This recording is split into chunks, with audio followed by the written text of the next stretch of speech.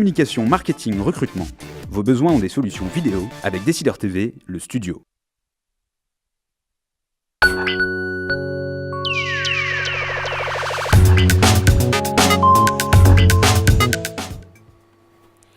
Bonjour, bienvenue à tous pour ce nouvel épisode de la Tribune des Décideurs. Chaque lundi, 12h30, 13h, une émission en direct pendant laquelle on vous invite bien sûr à poser toutes vos questions sur le chat qui se trouve à côté du player vidéo. Aujourd'hui, nous avons le plaisir de recevoir Patrick Chardin, le vice-président de LG France depuis quelques mois. Il arrive à ce poste et on va voir avec lui quelles sont ses ambitions. Bien sûr, pour co-animer cette émission, notre partenaire à la Tribune, représenté aujourd'hui par Philippe Mabille, rédacteur en chef de ce média. On va commencer tout de suite par présenter notre invité, Patrick Chardin. Bonjour, bienvenue. Bonjour. Vous avez 48 ans, MBA en management et marketing à l'école de management de Marseille, diplôme en management de l'International Institute for Management Development de Lausanne. Un parcours déjà un peu européen, ce qui a marqué aussi votre carrière. Une carrière donc dans l'électronique, vous travaillez chez Sony, chez Sharp, vous étiez vice-président Europe pendant quelques temps aussi chez Sharp, ce groupe japonais. Et puis, on vous a appelé chez le sud-coréen LG pour reprendre cette équipe qui fait 800 millions de chiffre d'affaires, 256 personnes, avec des défis, en effet, de faire croître, c'est votre ambition, ce chiffre d'affaires. En 3 ans, vous voulez toucher le milliard d'euros. On va en parler en détail. Mais on va commencer tout d'abord par votre sentiment à l'électronique grand public, qui est votre activité principale. C'est un marché très sensible, un thermomètre de l'état d'esprit du portefeuille des habitants d'un pays. Comment est-ce qu'il est actuellement L'électronique grand public, c'est un marché qui est très lié au moral des ménages. La consommation. La consommation. Et souvent, il fait l'objet d'arbitrage. Donc cette année, le marché, malheureusement, est négatif. À la fois, cette année, 2013. 2013, tout à fait. Ouais. Donc on finit l'année en négatif en quantité, en valeur. Alors même s'il avait beaucoup cru pendant les années jusqu'en 2010, là vraiment 2013 pour nous c'est une mauvaise année, enfin pour nous, pour le marché en général. Donc vous ne voyez pas de reprise, c'est la crise encore dans l'électronique grand public. 2014, je pense que le marché va se stabiliser mais va rester quand même négatif. Même si nous on a des ambitions de croissance sur ce marché, je ne vois pas comment l'économie française va pouvoir rebooster ce marché. Je vous disais tout à l'heure un petit peu, les consommateurs font des arbitrages, leur pouvoir d'achat n'a pas augmenté, donc malheureusement ils doivent changer ou réduire certaines dépenses. Et l'électronique grand public qui est un achat plaisir, un achat envie, malheureusement subit de plein fouet ça. On a une deuxième activité, c'est l'électroménager, qui pour la première fois en 10 ans est aussi négatif. Donc c'est un marché globalement négatif en quantité, négatif en valeur. Donc c'est deux marchés qui pèsent lourd aujourd'hui sur l'activité française. Sur 2014, on est un peu plus positif sur l'électroménager, mais ça reste quand même des croissances très faibles. Mais quelque part, ça illustre un peu cette espèce de spectre déflationniste qui hante l'Europe. En effet, quand il y a un marché qui réduit en volume et en valeur, on n'est pas loin de cette déflation. Aussi pour de bonnes raisons, parce que les prix baissent dans l'électronique, il y a une concurrence de plus en plus grande, il y a des technologies qui permettent d'abaisser les prix de revient. Mais comment est-ce qu'on fait justement pour ne pas faire peur aux gens en leur disant attendez, avant d'acheter, vous paierez moins cher? Alors, comme vous l'avez dit, on a beaucoup d'innovations dans l'électronique grand public. Si vous vous souvenez, il y a quelques mois, même quelques semaines, nous étions à Las Vegas et on a annoncé beaucoup de nouvelles technologies en télé, en mobile. Donc il y a plein de choses nouvelles qui arrivent, mais en effet, il y a cette déflation des prix. Alors, ce n'est pas un phénomène franco-français, c'est parce qu'aujourd'hui, l'électronique grand public est devenu un marché mondial. Quand on lance une télé, on ne la lance pas en France et en Europe, on la lance dans le monde. Quand on innove, quand on lance une nouvelle technologie, on intègre ces plans de développement dans le monde. Donc, on est sur un système où il faut aller très très vite. Le niveau d'amortissement et le niveau d'investissement sont très lourds.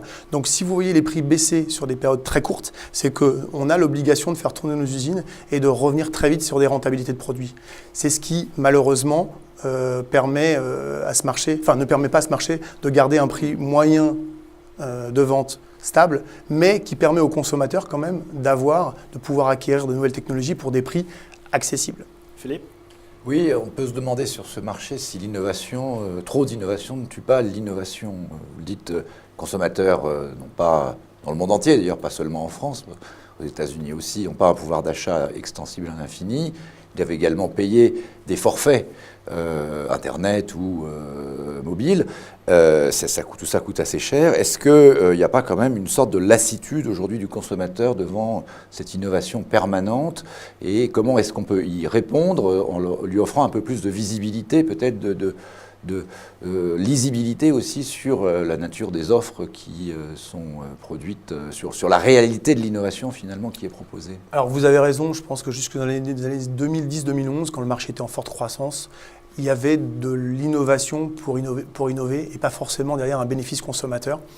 Depuis 2011, l'innovation, si elle n'est pas traduite réellement dans les faits par un vrai bénéfice consommateur et par un plus, le consommateur boude.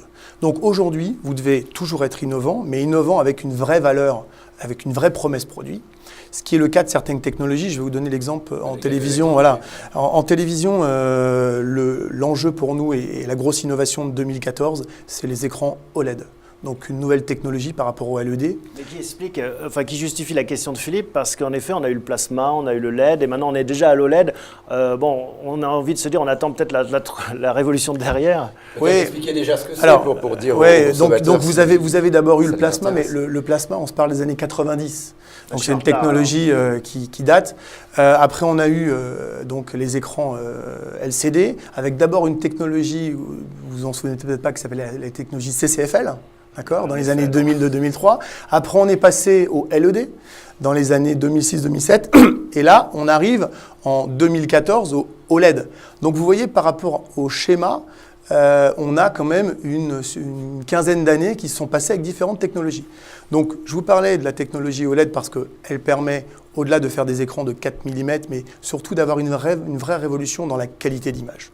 Aujourd'hui, la priorité quand un consommateur achète une télévision, c'est quelle est la qualité d'image? Est-ce que j'ai une qualité exceptionnelle? Comment je vais pouvoir profiter à la fois aussi dans le cinéma, dans des événements sportifs ou du quotidien, avoir cette qualité d'image, cette fluidité d'image. Et cette technologie-là, elle permet avant tout, mais surtout, d'avoir un niveau de qualité parmi les plus réalistes et les plus performants. On y rajoute bien sûr plein d'autres technologies derrière, en termes de consommation, en termes d'esthétique, puisque comme l'écran peut être souple, on peut, et vous parliez tout à l'heure d'écran curve, on peut le rendre plus immersif. Donc on a vraiment un plus produit à ce niveau-là. À ce propos, on a des internautes qui nous interpellent et qui vous posent la question, à quoi sert un écran incurvé? Là, ils parlent de téléphone portable, sinon à prendre plus de place dans la poche, parce que c'est vrai que maintenant on a aussi des smartphones, tout à fait. Un qui s'appelle le G-Flex. Le G-Flex, tout à fait. Ouais, avec écran incurvé, à quoi ça sert ça? Alors, contrairement à mon analyse et l'analyse qu'on en a, c'est que si vous trouvez une partie de votre corps qui est droite dans votre poche arrière, ça serait le cas, mais généralement, le corps humain est plutôt sous forme de courbe. On n'a rien de plat. Donc, en l'occurrence, le G-Flex, quand il se met dans une poche arrière ou même devant à droite, il suit votre corps, donc il ne prend pas plus de place. Et l'autre point, pourquoi il est curve, c'est si vous regardez l'espace entre votre oreille et votre bouche, ce n'est pas droit.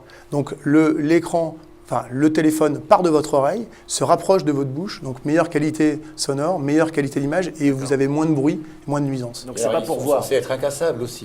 Alors oui, tout à fait. C'est un peu un des problèmes, c'est quand le téléphone tombe, l'écran est plié et c'est 500 ou 600 € foutus en l'air. Exactement. Donc comme on l'a dit, il est curve, mais il est souple. Donc c'est-à-dire que quand vous le posez et que vous mettez quelque chose dessus, il reprend sa forme initiale. C'est justement ces nouvelles technologies. Là, on parle de plastique OLED qui permet ce genre de technologie, puisque le verre, c'est pas vraiment du verre, c'est un plastique souple qui permet d'avoir cette déformation. On va revenir après sur la stratégie, mais puisqu'on a des questions sur l'innovation produit, apparemment cet internaute connaît bien votre business. Vous allez fournir l'écran incurvé de l'iWatch. Comment se passent les relations commerciales avec Apple? Donc, je ne sais pas s'il connaît bien notre business. Là-dessus, franchement, je ne suis pas au courant de si on va fournir ou pas l'écran de iWatch. C'est pas officiel. C'est pas du tout officiel. Bon. Mais c'est une possibilité? Vous savez, on a fourni des écrans à différents partenaires. Vous travaillez avec Apple en fait, parce que derrière ils parlent d'Apple. Oui, on a déjà travaillé dans le passé avec Apple, on travaille avec plein de partenaires, donc tout est possible. Mais là, franchement, je n'ai pas de Parce commentaire. que vous travaillez beaucoup avec Google et Android, Tout à fait. notamment. Donc est-ce que c'est possible de travailler avec les deux? Mais on est fournisseur d'écrans pour Apple. C'est déjà une collaboration qui date d'il y a quelques années, donc tout est possible, mais je n'ai pas vraiment d'informations à ce niveau-là. Ok. Sans tomber dans la science-fiction, le futurisme disait effectivement les processus d'innovation vont de plus en plus vite. Est-ce que vous pouvez nous dire sur les 4-5 prochaines années, finalement, à quoi est-ce qu'il faut s'attendre? Il va y avoir le salon de Barcelone dans une semaine, on va présenter encore de nouvelles offres. C'est vrai que tous les constructeurs ont tendance à dire c'est moi le meilleur, c'est moi qui vais être le plus en avance. Qu'est-ce qu'il faut finalement s'attendre dans la téléphonie mobile en particulier et dans toute cette révolution des objets connectés? On parlait de l'iWatch, effectivement. Enfin, il y a tout un tas, les lunettes, les nouvelles applications finalement des objets connectés. Ça va dans quel sens? Est-ce que vous allez être sur ce type de marché? Alors oui, on va être sur ce type de marché. Alors d'abord, il y a deux choses. L'innovation dans la téléphonie mobile, elle est permanente. Donc vous voyez, on a fait des écrans flexibles. On pourrait imaginer en projetant à 5 ou 10 ans que l'écran devient très, très fin, que l'autonomie double ou triple. C'est un vrai sujet, l'autonomie. C'est un vrai sujet. Parce que globalement, si vous vous souvenez de notre G2, qui était le produit le plus autonome du marché, avec 36 heures, parce que si vous avez un produit magnifique, mais tous les 6 heures, il faut le recharger, ça n'a pas de sens. Donc on travaillera toujours, nous, de concert, entre une utilisation maximum, avec une utilisation simplifiée, un design pertinent, mais on ne perdra pas l'autonomie, ni la qualité de l'image, ni la simplicité des produits.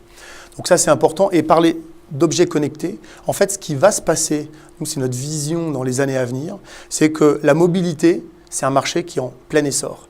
Le téléphone va devenir l'interface pour le consommateur entre des produits connectés qui puissent être attachés à son téléphone, mais aussi des produits à la maison, puisque son téléphone pilote déjà, mais on va simplifier les choses, un certain nombre de choses, comme la sécurité, comme son garage, comme des choses à la maison. Toute la domotique, ce qu'on appelle. Voilà. Mais alors ça veut dire que c'est un enjeu colossal pour vous de ne pas perdre pied sur ce marché de la téléphonie mobile et des smartphones, entre autres. Vous avez quelle part de marché en France sur ces écrans dans la poche? D'abord, si on parle de la téléphonie, on perd pas pied, on est en très forte progression. Non, je dis l'enjeu, c'est de ne pas perdre pied. Non, mais on en a vu qui ont l'enjeu, c'est de gagner des parts de marché. Il y en a qui ont dérapé, qui sont sortis de la route, comme Nokia, qui était numéro 1. Alors, aujourd'hui, pour vous donner un ordre d'idée, on est 4e mondial. Très très proche avec 5% de part de marché au niveau monde. En France, on est plutôt sur les smartphones en 4e, voire en 5e position. On est très proche de la 4e position. Notre plan, c'est vraiment de nous développer et à fin 2014, on aimerait être dans le top 3 en valeur. Donc c'est un vrai challenge. Comment est-ce qu'avec 5% de part de marché mondial, on peut rester dans la course face à des poids lourds comme Samsung ou Apple qui ont 15, 20, parce que le 3e, il a 5,1 et parce que tous les autres ont entre 2 et 4. Donc c'est un enjeu mondial. Les deux premiers, est-ce qu'on ne va pas se retrouver avec un duopole un peu Airbus-Boeing dans les téléphones? Je ne pense pas, parce que globalement, on est sur des axes stratégiques différents. Et puis, vous savez, aussi fortes sont les positions des players. Vous regardez, si on se parlait il y a 10 ans de Nokia et que vous m'interrogiez et vous me disiez comment vous allez chercher Nokia qui devait avoir 40% de part de marché mondial, aujourd'hui, ils sont au moins de 3. Donc, tout va très vite. Juste une question d'internaute qui rebondit aussi là-dessus. LG va-t-il se spécialiser dans les smartphones? Est-ce que c'est aussi une volonté ou une démarche? On ne se spécialise pas, on est présent sur l'intégralité de l'offre. Bien sûr, parce qu'on a beaucoup d'innovation, parce qu'on maîtrise à la fois les écrans, mais aussi on maîtrise les batteries, on maîtrise beaucoup de choses. La notion de smartphone, pour nous, c'est dans notre génétique, donc on est très fort. Mais on reste aussi présent sur le marché de la téléphonie, parce que pour être un acteur mondial, vous devez couvrir l'intégralité de l'offre. Alors, vous êtes un groupe sud-coréen, il y a Samsung aussi, ça fait déjà 2 acteurs majeurs qui sont sud-coréens, et il y a de nouveaux acteurs qui émergent en Asie. Notamment, on parle beaucoup de Huawei, qui est le chinois, alors qui était jusqu'ici plutôt sur le côté professionnel, c'est-à-dire les antennes, l'équipementier, une sorte. Il a d'ailleurs fait beaucoup de mal à Alcatel en France, mais il est en train de se lancer vers le grand public. Et il est en train, là, je voyais le communiqué juste avant de venir, de se préparer à lancer la 5G On n'a même pas commencé la 4G. Eux veulent se positionner déjà sur cette technologie d'avenir. Est-ce qu'ils ne vont pas, comme les Coréens ont réussi formidablement dans ce secteur-là, est-ce que ce n'est pas demain les Chinois qui vont venir, avec des innovations, occuper ce marché? Alors, je ne sais pas s'ils vont venir occuper ce marché. La taille de leur marché, par ailleurs. Aujourd'hui, voilà, ils ont déjà un marché intérieur qui est très conséquent, qui est très fort, sur lequel ils dominent ce marché, du reste. Vous savez, passer d'un côté industriel à un côté consumer, c'est très compliqué. Vous avez parlé d'Alcatel. Alcatel, à un moment, a eu ses ambitions il y a une dizaine d'années où elle était dominante dans les télécoms et elle s'est essayée à lancer des produits consumer. Je n'ai pas le sentiment que ça soit un challenge facile. Ça n'a pas été facile pour Alcatel. D'ailleurs, je ne crois pas que ça a été couronné de succès. Et je ne crois pas que ça va être facile non plus pour une société chinoise, même qui, par ailleurs, a beaucoup d'ambition. Pourquoi ? Vous l'avez dit vous-même, c'est qu'aujourd'hui, vous avez des compagnies comme Apple, comme Samsung, comme LG, comme Sony, qui ont des positions fortes et on ne va pas les regarder venir. Je veux dire, on a aussi un savoir-faire, on a beaucoup d'innovations. On a vu venir Apple avec son iPhone au moment où ça a été lancé, tout le monde a BlackBerry par exemple a rigolé. Et puis BlackBerry aujourd'hui. Moi, j'étais pas chez BlackBerry à l'époque, mais je pense que les gens sérieux ont pris en compte un intervenant comme Apple qui rentre dans le marché. En tout cas, nous, je peux vous dire qu'on prend en compte les nouveaux intervenants, qu'ils soient chinois, qu'ils soient américains, qui rentrent sur ce marché, parce qu'il ne faut jamais négliger ses compétiteurs. Sinon, c'est le début de la fin. Edgar vous demande, LG ne pêche-t-il pas au niveau du marketing? Et moi, je vais élargir la question parce qu'en effet, vous nous avez dit, je veux passer de 800 millions cette année à 1 milliard dans 3 ans. Vous nous avez rappelé que ce marché, en France, là je parle de votre business en France, le marché est décroissant en quantité et en valeur. Donc comment est-ce que vous comptez en effet augmenter votre business dans ce marché en décroissance? Et est-ce que ça passe par le marketing? Alors, ça passe par le marketing, ça passe plein d'outils, mais ce n'est pas que ça. À spectre produit identique, on a deux choses. Je vous ai parlé tout à l'heure de la technologie OLED, qui pour nous est un axe très fort de croissance. Et sur les tailles d'écran 55 et plus, lancer cette technologie, la rendre plus abordable pour le consommateur final d'ici la fin d'année, ça va vraiment nous permettre de prendre un téléviseur 55 pouces OLED à la fin de l'année? Ça sera à moins de 3 500 €. Ouais, ça reste quand même un marché assez haut de gamme. Haut de gamme, mais il faut se rappeler qu'il y a 2 ans et demi, un 55 pouces Full HD, ça valait 3 500 €. Donc entre 3 000 et 3 500. Donc c'est des marchés qui sont accessibles. Vous l'avez dit tout à l'heure, je pense qu'aujourd'hui, le consommateur, il n'achète pas un produit pour une semaine ou pour un mois. C'est un gros investissement, mais il faut se remettre dans le marché de la télévision. Quand vous avez envie de changer votre téléviseur de votre salon, vous avez différents choix. Et c'est vrai que c'est cher, mais ça reste un produit globalement attirant. Premier axe qui est l'OLED et la télévision, avec aussi l'UHD. On a toute une gamme d'UHD. Donc il y a une nouvelle technologie, la LED, qui va nous permettre aussi de renforcer notre part et notre poids. Ça, c'est le premier point.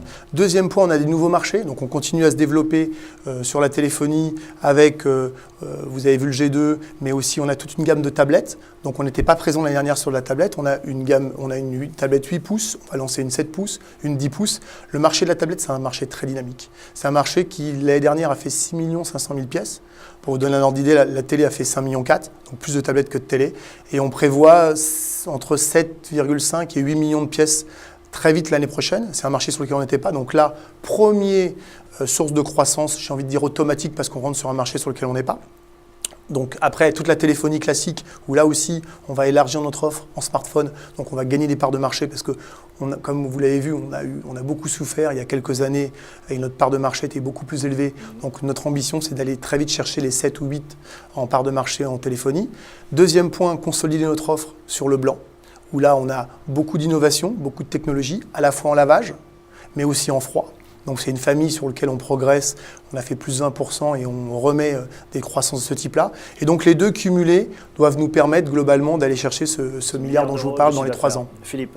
Est-ce que la tablette, dont les prix baissent assez rapidement, la qualité d'écran aussi progresse très rapidement, est-ce qu'on ne va pas avoir finalement une substitution de la télévision collective de la famille vers la tablette, la télévision individuelle, personnalisée, que peut avoir chacun des enfants, celui qui veut regarder le film, celui qui veut regarder le foot, celui qui veut regarder les émissions de jeux, peuvent finalement ne plus se chamailler, mais chacun est dans son coin. Vous avez raison. Le rêve du père de famille. C'est exactement ce qui se passe. Alors ça se passait déjà avec le PC, mais c'était pas très convivial. Aujourd'hui, ça s'accélère avec la tablette. Là, clairement, nous, on a étudié un peu le phénomène sur fin 2013. Beaucoup de gens, en deuxième ou troisième équipement, préfèrent prendre une tablette. Donc c'est pour ça que le segment du 8 pouces sur lequel on est présent fonctionne bien, mais aussi du 10 pouces, et vont transférer le deuxième écran sur une tablette. Deux avantages à ça. Ça disparaître carrément la télévision. Est-ce que c'est non, parce que concurrent, oui. Non, ça va pas faire. On parle de deuxième et troisième équipement. Aujourd'hui, regarder en famille sur une tablette des émissions ou du sport, c'est quand même pas très intéressant. Donc, vous allez toujours avoir l'écran principal. Il n'y a rien d'interdit d'avoir un écran peut-être moins cher et puis de brancher la tablette dessus maintenant. Mais ça, c'est la télévision avec tout son équipement. On a vendu etc., des Smart TV très chers que les gens ne connectent pas beaucoup, et maintenant la tablette devient le premier écran. Non, je pense que là, c'est absolument pas le besoin du consommateur ni le désir. En tout cas, quand nous on l'étudie ce dont il a envie de deux choses. Il a envie d'avoir un grand écran, toujours, dans son salon. Par contre, c'est vrai qu'il n'a pas envie d'avoir un deuxième écran dans sa chambre ou un autre écran. Il a envie d'avoir de la mobilité. Donc la tablette répond à un besoin. La tablette, elle répond aussi à un autre besoin. C'est l'interaction entre la tablette et l'écran. Ça aussi, c'est intéressant. Et pour revenir sur ce que vous disiez par rapport à la télé connectée, là, je ne partage absolument pas votre point de vue. Pourquoi ? Parce que la télé connectée, en fait, elle a beaucoup évolué. Si on regarde Web TV il y a 5 ans, et aujourd'hui, alors en plus pour faire la promotion de ce qu'on lance, on lance WebOS, qui est une nouvelle interface. Vous savez qu'on avait racheté WebOS à HP il y a maintenant 2 ans et demi. On l'a customisé sur toute notre gamme de télévision et tous les produits qui vont sortir à partir d'avril vont être intégrés avec cette connectivité, cette architecture très pratique pour le consommateur. Donc je crois au contraire que la volonté d'interactivité avec l'écran de télévision familiale est en pleine croissance, que ça passe par les box ou que ça passe en direct. Et si vous regardez un petit peu les projections de shows qui se passent à la fois aux États-Unis, mais au Japon et en Corée, on demande aux téléspectateurs de plus en plus interactifs. Oui. Et ça se passe via la tablette, même avec un écran bien plus sûr. Passif. Vous pouvez l'être via la tablette, via votre smartphone, et vous avez cette fameuse réaction du « je regarde en live, je partage sur Facebook ou sur les réseaux sociaux ce que j'en pense ». Et l'autre gros avantage aussi de la télé connectée, c'est qu'on peut faire de la customisation de programmes, ce qui n'était pas possible. C'est-à-dire qu'il y a beaucoup de jeunes qui regardent YouTube & Co. Et aujourd'hui, toutes ces applications, elles sont dispo via WebOS chez nous pour votre télévision. Et franchement, regardez des programmes sur YouTube ou d'autres réseaux sociaux en grand écran, c'est quand même beaucoup plus sympa que sur un écran smartphone. Ce n'est pas à Décideur TV que vous avez besoin de convaincre, on en est aussi convaincu. C'était une parenthèse commerciale. Léo demande comment se situe LG face à Sony, par exemple, au niveau qualité. Alors, vous connaissez bien ces maisons japonaises, Sony, Sharp, LG. Est-ce que vous avez vu des différences finalement Mais en qualité de quoi ? Aujourd'hui, la question ne le précise pas. Ok, donc si on prend par exemple, je reviens sur notre gamme OLED télé, aujourd'hui, c'est ce qui se fait de mieux sur le marché. Les numériques ont mis 5 étoiles à la fois au produit, mais aussi à la technologie. Donc, j'ai envie de dire, on n'a pas de concurrence sur cette technologie-là. Si je prends quelques produits en froid ou en lavage, on a vraiment développé ces 3 dernières années une forte politique d'innovation qui nous permet de revendiquer à la fois l'innovation, mais aussi une qualité de produit parmi ce qui se fait de mieux sur le marché. Puisqu'on parle du froid, c'est aussi une grosse tendance. On parle des téléconnectés, les frigidaires maintenant se connectent, les objets connectés en général, ça, vous y croyez beaucoup ? On fait plus qu'y croire. On a lancé aux États-Unis un programme qui nous permet à la fois de connecter l'intégralité des produits électroménagers et à travers une petite application qu'on a sur son smartphone, pouvoir tout piloter. C'est quelque chose sur lequel on va arriver en Europe début 2015.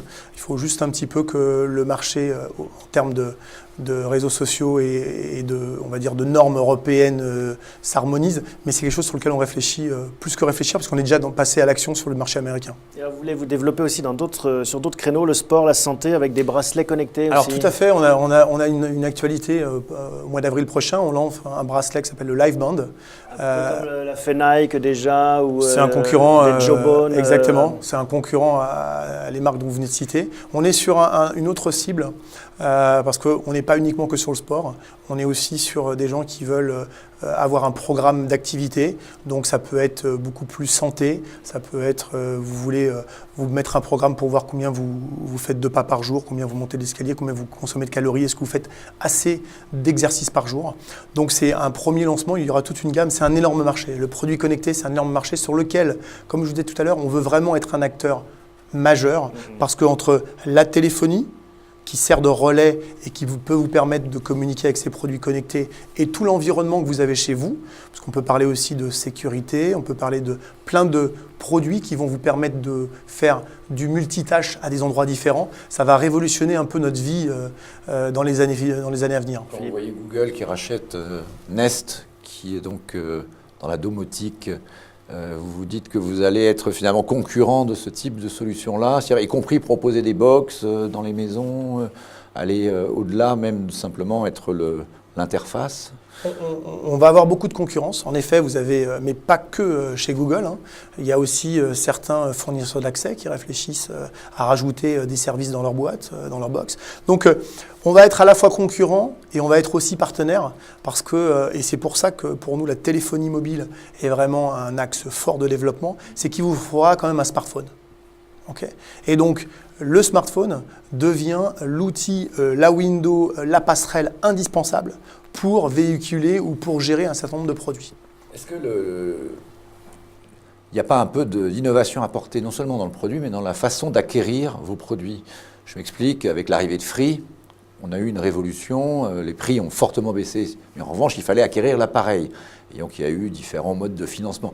Et Free a notamment communiqué en disant que quand on vous vend l'appareil pour pas cher, j'allais dire, chez un autre opérateur, en réalité, vous le payez, mais vous ne savez pas exactement. Il y a un crédit caché, d'une certaine façon, dans le fait que vous ayez à disposition ce type d'appareil. Est-ce que vous travaillez sur des innovations pour que les gens puissent, par exemple, je sais pas, des formules d'assurance ou de renouvellement de flotte? Un des gros sujets, c'est qu'est-ce que deviennent tous ces appareils qui deviennent obsolètes très très vite? Est-ce qu'il n'y a pas finalement des innovations marketing pour que les gens renouvellent leurs produits sans forcément sortir la main du portefeuille tous les 2 ans? Il y a plein d'événements et plein de produits, de services de ce type dans le monde entier.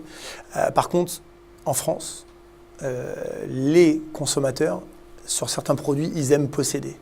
C'est-à-dire que si je vais vous paysans, de propriétaires exactement. terriens encore, je vais vous raconter une anecdote, peut-être que vous vous en souvenez. Dans les années 95, Locatel et Visea essayaient de fournir de la location de télévision. Pendant 10 ans, ils faisaient fortune en Angleterre. En France, ils n'ont jamais réussi à gagner de l'argent. Et heureusement ou malheureusement, et c'est comme ça.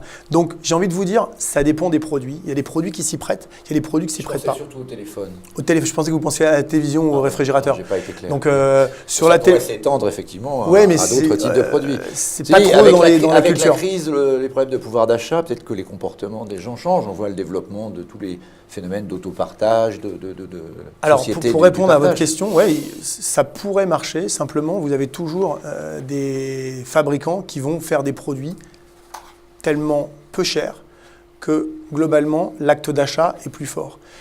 Alors, sauf sur une couche de la population qui serait vraiment très identifiée et plutôt des CSP++ qui vont s'intéresser à la marque.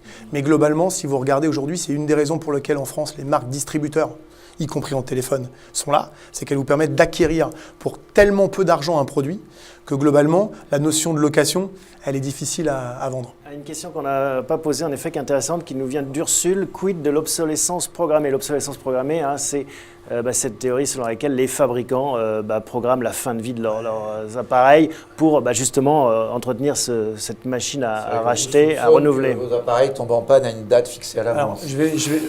le soupçon. Pas vous, Non, mais là, je pense que je peux parler pour l'intégralité de mes concurrents et confrères. Là, on est dans la pure invention. Vous vous rendez pas compte. Non, mais ça fait partie de ces fantasmes où on a l'impression que. Vous vous rendez pas compte. Non, mais je voudrais juste intervenir là-dessus. Pour nous, et je pense quand je dis nous, je pense que tout le monde partage mon point de vue, l'objectif, c'est de faire un produit de qualité qui va durer dans le temps. Parce que plus 20 ans. Toutes nos grands-mères nous disent oui, de mon temps, les machines à laver duraient 30 ans. Moi, j'ai des clients aujourd'hui qui ont des lave-vaisselle, qui ont des lave-linges, qui ont 5, 6, 7 ans et qui en sont très contents. Vous pouvez pas prendre en compte une notion de temps dans la fabrication d'un produit. C'est un rêve, l'obsolescence programmée, c'est un rêve parce que ça demande plus d'investissement pour que ça se passe bien au 24e mois et un jour que de faire des produits de longue durée. On n'est absolument pas dans cette démarche-là.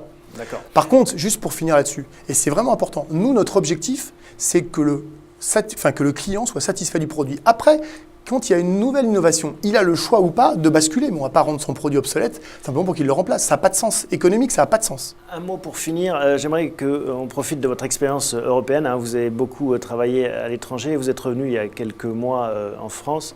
Comment est-ce que vous percevez ce pays avec ce regard justement de globe-trotter? C'est mon pays, mais quand je suis rentré, en effet, j'avais l'impression que j'avais quitté depuis 40 ans parce que on a, alors je pense que j'entends partout, mais la France, les gens ont tendance à se plaindre beaucoup.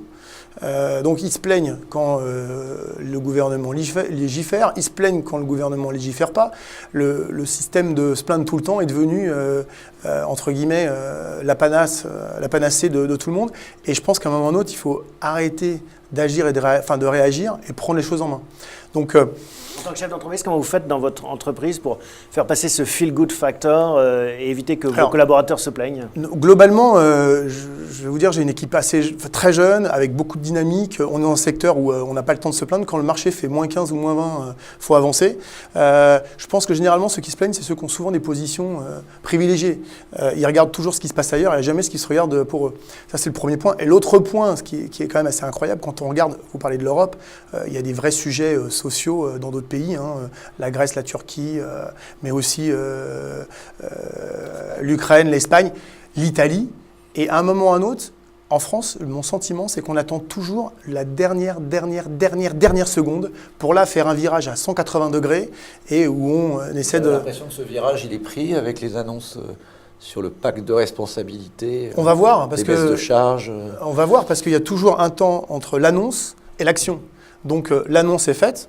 Voyons voir. Ça va venir vite puisque c'est avant l'été. Ben voilà, je vous répondrai en septembre. Bon, ça nous laisse quelques émissions d'ici là. En tout cas, on est arrivé à la dernière seconde de cette émission. Merci Patrick Chardin. Merci qui à vous. nous a rendu visite pour votre tribune des décideurs. Merci également Philippe. Merci à vous tous pour votre participation. On se retrouve la semaine prochaine, même endroit, même heure.